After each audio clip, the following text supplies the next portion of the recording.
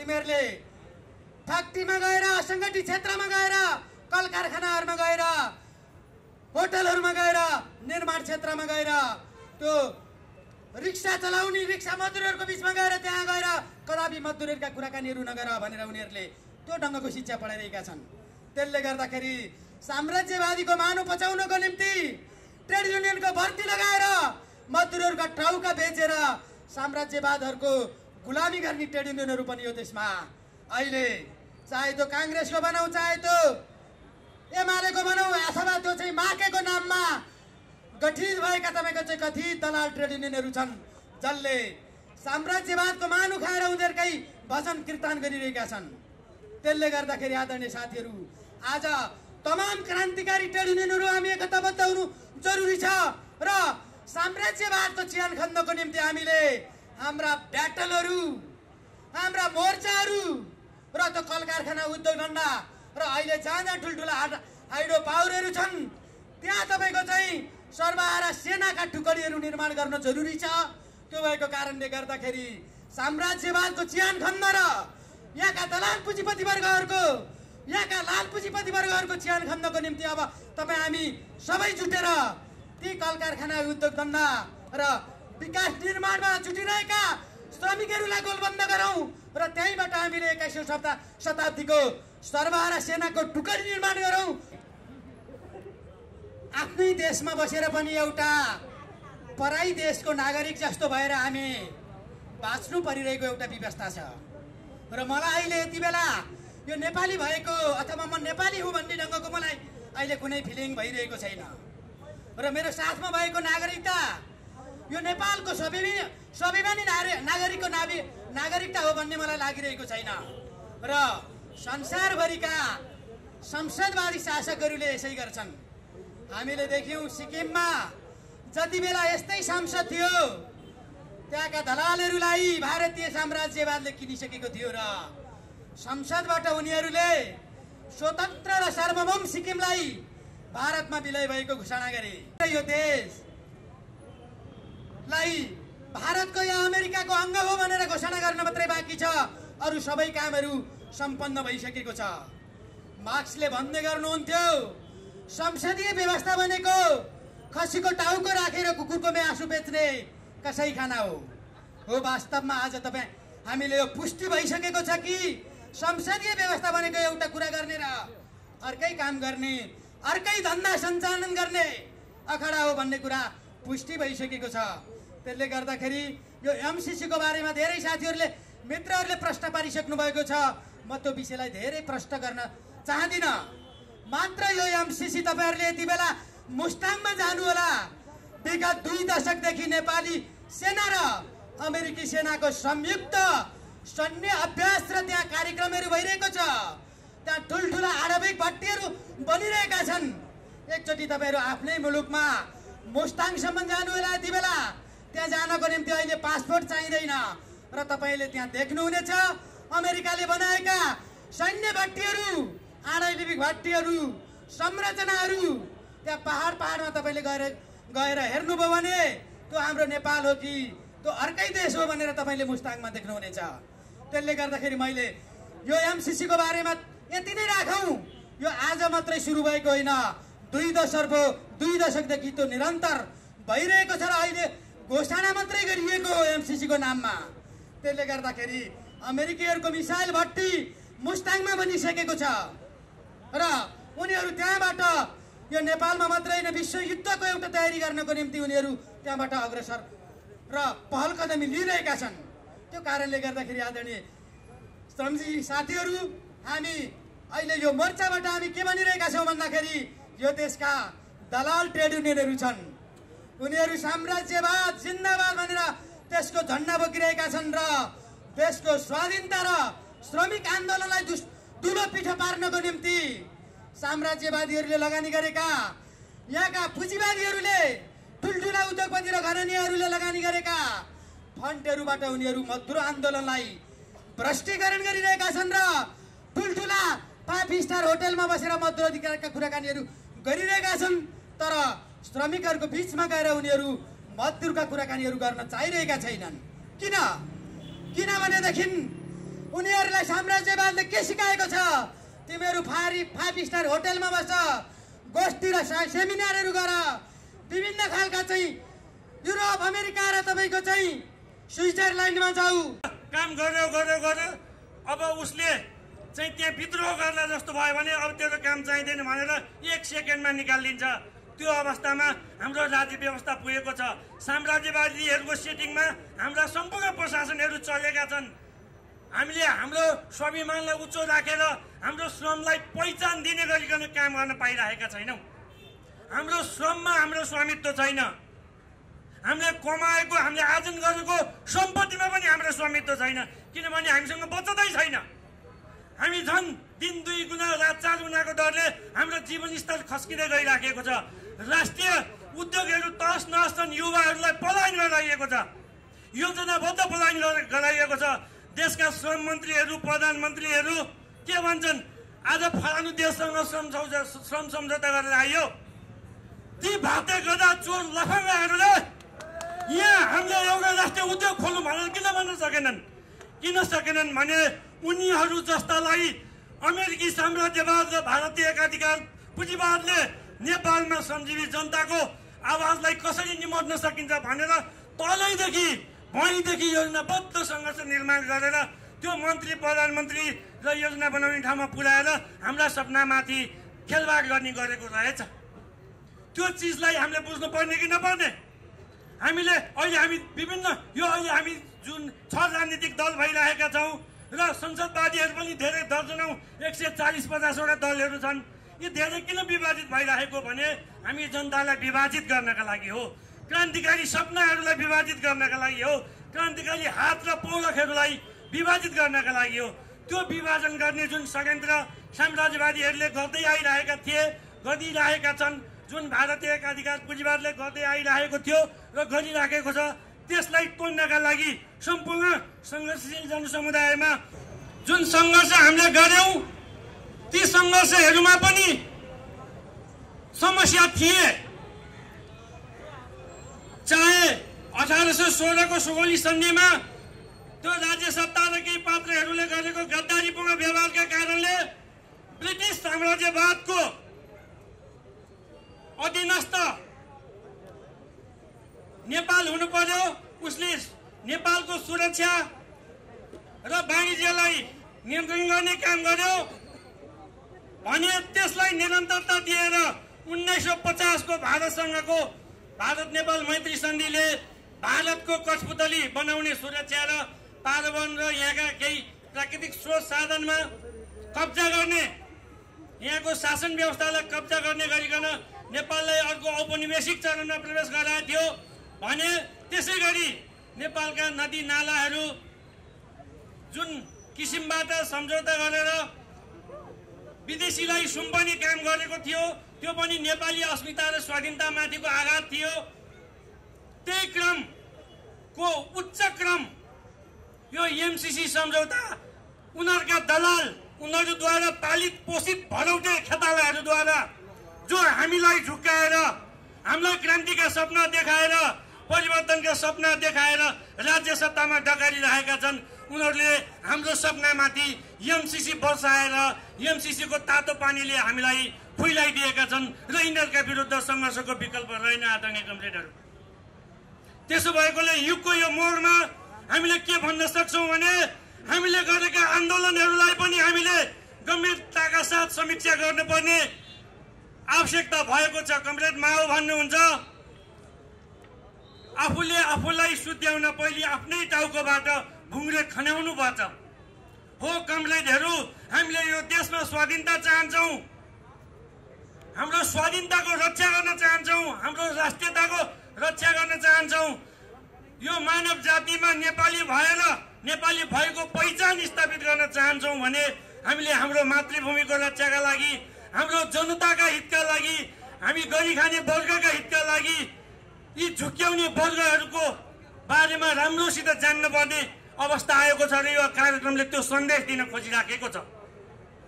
हामीले संसदीय सङ्घर्ष गर्यौं, संसदीय सङ्घर्षबाट पनि हामीलाई उही शोषण र उत्पीडनको नयाँ चरणमा प्रवेश गराइदियो। हामी मुक्तिका लागि जनयुद्ध गर्यौं र त्यो जनयुद्धले पनि हामीलाई झन् नयाँ चरणको शोषण र उत्पीडनको माथिल्लो तहमा पुर्याइदिएर एमसीसी भित्राउनलाई सहयोग गरेको छ र यो आन्दोलन भित्रैबाट फेरि यो शासक वर्गको यो दलालहरूको विरुद्ध त्यहाँ भित्रबाट रक्तबीजहरू जन्मिराखेका छन् र त्यो रक्तबीजहरू भनेको हामीहरू हौं। हामी यहाँ जो उपस्थित छौं यो रक्तबीज हो। यो राज्य सत्ता ढाल्ने र नयाँ क्रान्तिकारी युगको सुरुवात गर्ने, नयाँ स्थितिलाई मान्छेहरू निर्माण गर्ने, नयाँ आन्दोलन निर्माण गर्ने, नयाँ ढङ्गबाट एउटा एकीकृत शक्तिशाली कम्युनिस्ट आन्दोलनको विकास गर्ने अभिवादन तपाईँ हाम्रो काँधमा आएको छ। यो अभिवादनलाई पूरा गर्नका लागि हामीले अरूलाई खिसिट्युरी मात्रै गरेर हुँदैन। साम्राज्यवादको चरित्र जहिले पनि श्रमजीवी जनतालाई, गरी खाने वर्गलाई विभाजित गर्ने, भ्रम दिने माने उनीहरूको निपुणता रहेको छ। तर हाम्रो उनीहरूले प्रतिकार गर्ने कुराहरूमा निपुणता रहेन। हाम्रो विचार स्पाटिलो छ, तर त्यो विचारलाई जनसङ्गठनमा रूपान्तरण गर्ने, जनआन्दोलनमा रूपान्तरण गर्ने, जनविद्रोहमा रूपान्तरण गर्ने र जनयुद्धमा रूपान्तरण गर्ने कलाको विकास नेपाली जनवादी आन्दोलनले गर्न सकेन र हामी यो पीडाको अवस्थामा आइरहेका छौँ। र त्यो पीडाको घाउ पल्टिरहेको जुन विष नभएको घाउलाई अहिले जुन यो एमसीसीले चोट पुर्याएको छ, अब यी घाउहरू जुर्मुराउन थालेका छन् आदरणीय क्रान्तिकारी जनसमुदायहरू। त्यो घाउलाई निको पार्नका लागि अब हाम्रो एकीकृत एकताबद्ध संयुक्त आन्दोलन, संयुक्त जनआन्दोलनको विकल्प छैन। र त्यसमा पनि तपाईँ हामी गरी खाने वर्ग दिउँसभरि गएर कारखानामा काम गरेन भने बेलुका खान पाइँदैन, आफ्ना बालबच्चाहरूलाई पढाउन सकिँदैन। यो प्रतिक्रियावादी सत्ताले एकातिर महँगी बढाइदिन्छ, अर्कातिर भएको रोजगारीबाट पनि विमुख गराइदिन्छ। बुद्धिजीवीहरू, नेपालका देशभक्त नेताहरू, देशभक्त पार्टीहरू र शक्तिहरूले मिलेनियम च्यालेन्ज कम्प्याक्ट त्यो एउटा राष्ट्रघाती कम्प्याक्ट हो जसले नेपालमा अमेरिकी साम्राज्यवादको निम्ति एउटा रणनीतिक केन्द्र निर्माण गर्नको निम्ति भूमिका खेल्छ भनेर चाहिँ स्पष्ट पारिसक्नु भएको छ। हामी सबैलाई थाहा छ कि एमसीसी सम्झौता हेर्दा आर्थिक रूपमा चाहिँ अनुदान हो, तर यो एउटा नेपाल र अमेरिका बीचको साझेदारी लगानीमा गरिएको, संयुक्त लगानीमा गरिएको एउटा परियोजना पनि हो। यद्यपि यो लगानी हो, तर यो लगानीका जे जस्ता शर्तहरू छन् ती शर्तहरूले के भन्छ भने यो एउटा अमेरिकी रक्षा रणनीतिको एउटा अङ्ग हो। अमेरिकी रक्षा रणनीतिको अङ्ग हो भनेर हामीले कुरा गर्दै गर्दा यहाँ हामीले विभिन्न संवादहरू सुनिरहेका छौँ। एउटा गृह मन्त्रालयबाट एउटा कठपुतलीले भन्यो कि यो एमसीसी कुनै बिजुलीको तारबाट अमेरिकी सेना यहाँ आउँदैन। यो हामीलाई थाहा छ कि बिजुलीको तारबाट साम्राज्यवाद आउँदैन र अमेरिकी सेना पनि त्यसरी आउँदैन। तर हामी प्रश्न गर्न चाहन्छौँ, युक्रेनमा अहिले जे भइरहेको छ, युक्रेनमा अहिले जुन रणनीतिक केन्द्र बनिरहेको छ, युरोपियन युनियन अमेरिकी साम्राज्यवाद र रुसी साम्राज्यवादको संयुक्त युद्ध मैदान बनिरहेको छ, त्यो कुन बाटो हुँदै गएको थियो? त्यो कुन बाटो हुँदै गएको थियो भने त्यो एउटा एफसीसी जस्ता परियोजनाहरू, जुन परियोजनाले आफ्ना कठपुतलीहरू निर्माण गर्ने, कठपुतली शासक निर्माण गर्ने त्यो काम गर्छ। र नेपालमा यही लगानी मार्फत यसले आफ्ना कठपुतली शासकहरू निर्माण गरिसकेको छ। अहिले यहाँ चर्चा गरिँदैछ संसार हिजोको जस्तो छैन, संसार बहुध्रुवीय हुँदै गएको छ। संसार हिजोको जस्तो एकल साम्राज्यवादी मुलुक छैन, अमेरिकी विश्व व्यवस्थामा आधारित संसार छैन। अमेरिकी साम्राज्यवादले संसारभर आफ्नो सैन्य शक्ति, सैन्य उपस्थिति मार्फत अब संसारलाई नियन्त्रण गर्न सकिन्न भन्ने कुरा उसले बुझिसकेको छ। र संसारका कयौँ मुलुकबाट अमेरिकी साम्राज्यवाद पुच्छर लुकाएर भाग्दै पनि छ र संसारमा नयाँ नयाँ शक्ति केन्द्रहरू निर्माण हुँदैछ। एकातिर रुसीहरूले आफ्नो पुरानो गिरेको चाहिँ साख पुनः स्थापना गर्ने नयाँ साम्राज्यवादी ताकतको रूपमा आफूलाई उभ्याउन खोज्दैछन् भने अर्कोतिर चिनियाहरू उनीहरूले पनि आफूलाई संसारको प्रतिस्पर्धामा अगाडि बढाउने कोसिस गर्दैछन्। त्यसै गरी युरोपियन युनियनहरू पनि आज नेटो सम्बद्ध भएर अमेरिकाको मुनि रहेर उनीहरूको अधीनस्थ रहेर युद्ध गर्न तयार छैन। ऊ छुट्टै आफ्नो अस्तित्वको निम्ति लड्दैछ र पुराना अस्तित्वशील शक्तिहरूलाई विस्थापन गरेर त्यो ठाउँमा नयाँ अस्तित्व कायम गर्नको निम्ति नयाँ साम्राज्यवादी ताकतहरू उदाउँदैछन्। यस्तो अवस्थामा नेपालमा जुन एफसिसी परियोजना आएको छ, यो परियोजनाको उद्देश्य भनेको नेपालमा आफ्ना कठपुतलीहरू निर्माण गर्नु हो। तिनै कठपुतलीहरू मार्फत आफ्ना नीति योजना र कार्यक्रमहरू लागू गर्नु हो र त्यो लागू गर्नको निम्ति यो एफसिसी परियोजना मुख्य हिस्सा हो। त्यसै भएर हामीले यसलाई अमेरिकी रक्षा रणनीतिको अङ्ग हो भनेर हामीले भनेका छौँ। हामी 1872 सायद 1972 सिक्किमको विलय, हामी सबैलाई थाहा छ 78 होला, मैले मिति कन्फ्युज हो मलाई। त्यो कुनै त्यहाँका जाने सिक्किमेली जनताको कारणले होइन। यहाँ सार्वभौम सांसद भनिन्छ, सार्वभौम संसद, सार्वभौम विधायक भनेर यहाँ निकै चर्चा गरिन्छ, यसको सौन्दर्यकरण गरिन्छ, यसको आदर्शीकरण गरिन्छ। तर हामीलाई के थाहा छ भने सिक्किमको विलय पनि यस्तै भनिएको सार्वभौम भनेको चाहिँ संसदले सिक्किमलाई भारतमा विलय गर्ने निर्णय गरेको थियो। हामी अहिले देखिरहेका छौँ यो संसद कुनै सार्वभौम संसद होइन, यो कठपुतलीहरूको अमेरिकी साम्राज्यवादको कठपुतलीको नाङ्गो नाच गर्ने नृत्यशाला हो। त्यसकारण हामी संसदले गरेका कुनै पनि निर्णय चाहिँ नेपाली जनता मान्न बाध्य छैन र संसदले जुन यो एफसिसी पास गरेको भनेर चाहिँ डङ्गा पिटिरहेको छ, हामी सडकबाट यसलाई खारेज गर्न चाहन्छौँ, यसलाई ध्वंस गर्न चाहन्छौँ र एफसिसी परियोजनाका चाहिँ स्वार्थबाट अगाडि बढेका सबै परियोजनाहरूलाई चाहिँ समाप्त पारेर नेपाली जनताले नयाँ खालको एउटा विद्रोहको चाहिँ शङ्खघोष गर्न हामी चाहन्छौँ। त्यही शङ्खघोषको सन्देश दिनुको निम्ति हामी यो कार्यक्रम आज हामी यहाँ गर्न गएका छौँ। हामीलाई थाहा छ, हामीले भनिरहेका छौँ कि यसमा सम्बद्ध अहिले हामी 8वटा ट्रेड युनियनहरू यसमा सम्बद्ध भएर संलग्न भएर एकाकार भएर आएका छौँ। यो त्यसमा धेरै मजदुरी सङ्गठनहरू छन्, ती साम्राज्यवादी परियोजनाद्वारा सञ्चालित भएका कयौँ सङ्गठनहरू छन्। तिनले नेपालको सुरक्षा नीतिसँग सम्बन्धित, नेपालको रक्षासँग, सार्वभौम सत्तासँग सम्बन्धित यत्रो गम्भीर प्रश्नमा तिनीहरू अहिले कहाँ लुकिरहेका छन्। हामी सबलाई थाहा छ, ती साम्राज्यवादको तलुवा चाटेर ती साम्राज्यवादको लगानीमा या त तिनीहरू चाहिँ साम्राज्यवादले चाहिँ फालेका चाहिँ जुठा सिता खाएर बसिरहेका छन्, या त तिनीहरू यहाँका चाहिँ दलाल पुँजीपतिसँग मिलेर मजदुरहरूको कसरी दोहन गर्ने त्यो षड्यन्त्रमा संलग्न भएर दिन बिताइरहेका छन्। हामी थोरै यो साम्राज्यवाद विरोधी मोर्चामा संलग्न क्रान्तिकारी मजदुरहरूको चाहिँ अगुवाईमा हामीले यो कार्यक्रम सुरुवात गरेका छौँ। यो साङ्केतिक कार्यक्रम हो, यो हाम्रो साम्राज्यवाद विरोधी सङ्घर्षको उठान हो, प्रस्थानबिन्दु हो, यो अन्त्य होइन। हामी सुरुवात गर्दैछौँ र नेपालमा साम्राज्यवाद विरोधी एउटा बृहत मोर्चा बन्ने सम्भावना छ। हामी त्यो निर्माण गर्ने दिशातिर पनि हामी जाँदैछौँ। म यहाँ उपस्थित आदरणीय साथीहरूलाई, सहभागी श्रोताहरूलाई र यहाँ भएका सम्पूर्ण जनसमुदायलाई के भन्न चाहन्छु भने नेपालको संसद जुन कठपुतली संसद जसले शब्दमा मात्रै भए पनि हामी समाजवादतिर अगाडि बढ्छौँ भनेर प्रचार गरेको थियो, संविधानमा त्यो उल्लेखित गरिएको छ। तर नेपालको अहिले गरिएको एमसिसी सम्झौता जसले उदारीकरणको पूर्वपक्ष गरेको छ, उदारीकरणलाई यसले शर्त मानेको छ र नागरिक समाजको एउटा नयाँ ताकत निर्माण गर्नको निम्ति नागरिक समाजलाई फन्डिङ गर्ने कुरा गरेको छ यो एमसिसी परियोजनाले।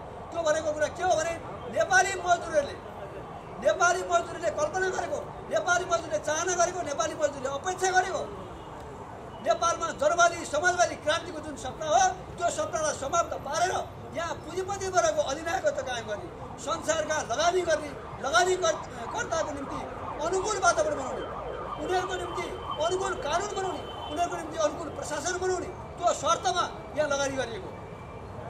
यहाँ मजदुरहरूलाई एकातिर झुटो बोलिन्छ कि हामी समाजवाद उन्मुख संविधान लेखेका छौँ भनेर झुटो बोलिएको छ। तर सम्झौता केमा गरिएको छ? नेपालमा उदारवाद लागू गर्ने। उदारवाद धेरै मान्छेहरूलाई थाहा छैन यो उदारवाद भनेको कुरा के हो। हामीले यसलाई पर्याप्त व्याख्या गर्नुपर्छ। यो उदारवाद भनेको पुँजीपति मैत्री कानुन, पुँजीपति मैत्री राज्य व्यवस्था, पुँजीपति मैत्री प्रशासन, पुँजीपति मैत्री राज्य व्यवस्था र राज्य संयन्त्र भनेको हो। त्यो भनेको के हो भने मजदुरलाई बेरोकटोक शोषण गर्ने अधिकारको कुरा गरेको हो।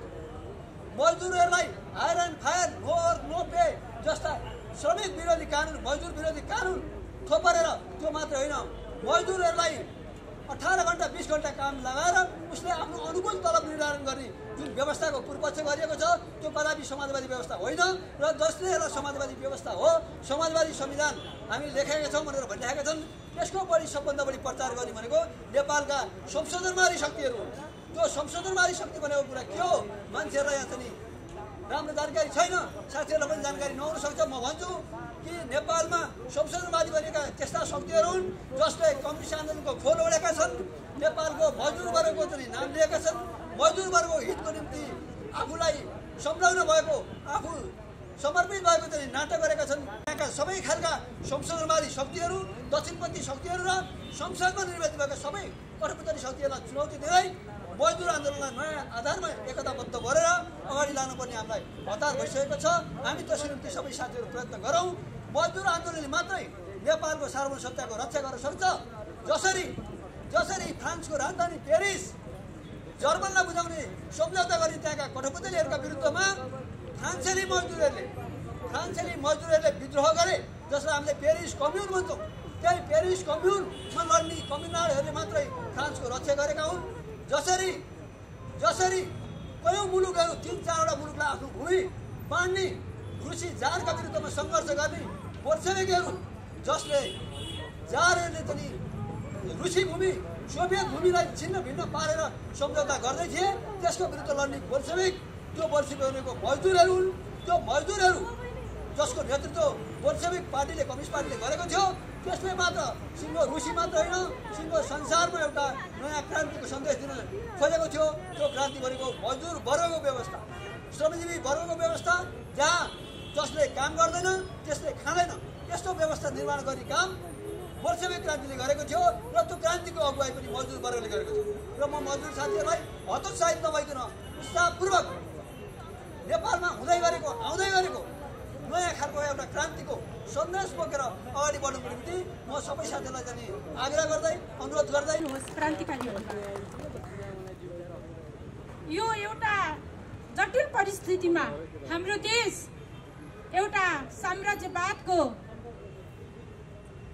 युद्धभूमि जस्तो उसको अनुकूलतामा हाम्रो देशलाई सदुपयोग गर्नको लागि उसको सुरक्षा नीतिको निमित्त हाम्रो देशलाई हाम्रो भूमिलाई प्रयोग गर्नको निमित्त एउटा साम्राज्यवादीहरूको निर्देशनमा हाम्रा साम्राज्यवादीको निर्देशनमा चल्ने संसदीय व्यवस्थाका दलाल शासकहरूले राष्ट्रघाती एमसीसी सम्झौता पारित गरिरहेको बेलामा हाम्रो यो सङ्घर्ष समितिले निरन्तर यो दलाली सरकारलाई खबरदारी गर्दै र एमसीसी सम्झौता फिर्ता हुनुपर्छ भन्दै र हरेक राष्ट्रघात र जनघातका विरुद्ध स्वाधीनताको पक्षमा, राष्ट्रियताको पक्षमा, जनताको पक्षमा, जनतन्त्रको पक्षमा र जनताका जनजीविकाको पक्षमा र जनताका समस्या समाधान गर्ने पक्षमा र मजदुरहरूका हक र अधिकारको निम्ति सङ्घर्ष गर्दै यहाँसम्म आइराख्नु भएको छ र निरन्तर यो दलाल शासकलाई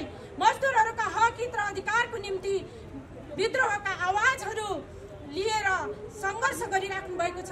यहाँ सम्पूर्ण संयुक्त मजदुर समितिलाई, संयुक्त सङ्घर्ष समितिलाई म सर्वप्रथम त शुभकामना भन्न चाहन्छु र मलाई पनि यो छोटो 2 शब्द बोल्ने अवसर दिनुभएकोमा धन्यवाद भन्न चाहन्छु। र म यति भन्दै फेरि पनि यो सङ्घर्ष समितिलाई हाम्रो सङ्गठन अनि हाम्रो मोर्चा निरन्तर सङ्घर्षमा सधैँ साथ सहयोगसँग अगाडि बढ्नेछ भन्दै र हामीले हिजो मोर्चाको तर्फबाट यो एमसीसी सम्झौताको मात्र हामीले विरोध गरिराखेका छैनौँ। जब राष्ट्रघात हुन्छ, जब जनघात हुन्छ, जब जनतालाई राज्य सत्ताबाट दमन र शोषण हुन्छ, तब प्रगतिशील क्रान्तिकारी जनसमुदायहरू, क्रान्तिकारी शक्तिहरू, देशभक्त शक्तिहरू, सम्पूर्ण मजदुर शक्तिहरू चाहिँ विद्रोहको आवाज लिएर सङ्घर्ष गर्दै हामी निरन्तर यो अभियानमा निरन्तर सङ्घर्ष गरिरहन्छौँ। जबसम्म राष्ट्रघात र जनघातका सिलसिलाहरू रोकिँदैनन् तबसम्म हामी निरन्तर सङ्घर्ष गरिराख्छौँ भन्ने एउटा प्रतिबद्धता दिँदै यहाँहरूको साथ सहयोगमा सदैव रहने पनि प्रतिबद्धता जाहेर गर्दै पुनः फेरि शुभकामना दिँदै म मेरो छोटो बनाइ यति राख्छु। हस्त क्रान्तिकारी अभिवादन।